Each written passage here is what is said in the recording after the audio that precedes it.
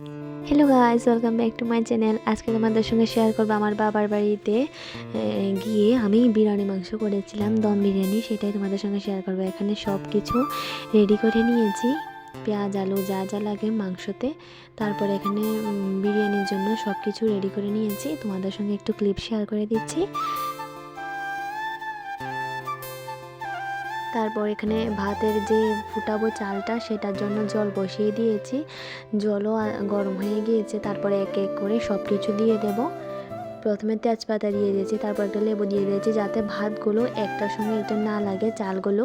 তারপর এখানে সব কিছু দিয়ে দিয়েছি যা যা নিয়েছিলাম ভাতের মানে বিরিয়ানি করার জন্য, যে রাইস করা হয় সেটার জন্য কী কী দেওয়া হয় সব কিছু দিয়ে দিয়েছি। তারপর এখানে ঘি দিয়ে দেব পরিমাণ মতো।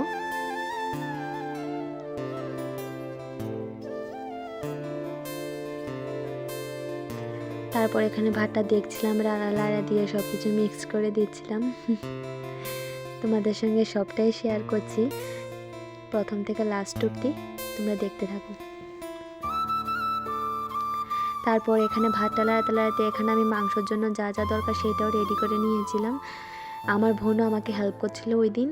তারপরে এখানে তাড়াতাড়ি ফটাফট করে সব কিছু নিয়ে নিয়েছি। এখানে দেখতে দেখতে ভাতটাও নামিয়ে নিয়েছি, ও একটু বসেছিল, তারপরে একটু ক্লিপ নিলাম। তারপরে এখানে মাংসটাও কষিয়ে নিচ্ছিলাম, আমি ঝোল দিয়ে দিয়েছি।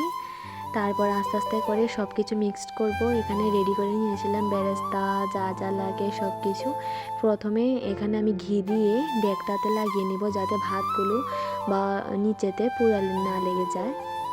তারপর প্রথমে একটু ভাত দিয়ে দেব, তারপর এখানে একটু মাংস দিয়ে দেব।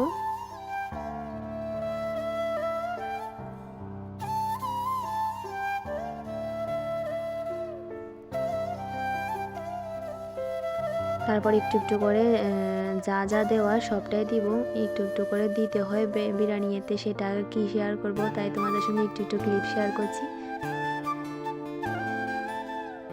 একটু রাইস দিচ্ছি, একটু মাংসর ঝোল দিচ্ছি, এটাই তোমাদের সঙ্গে শেয়ার করছি প্রথম থেকে লাস্ট অবধি।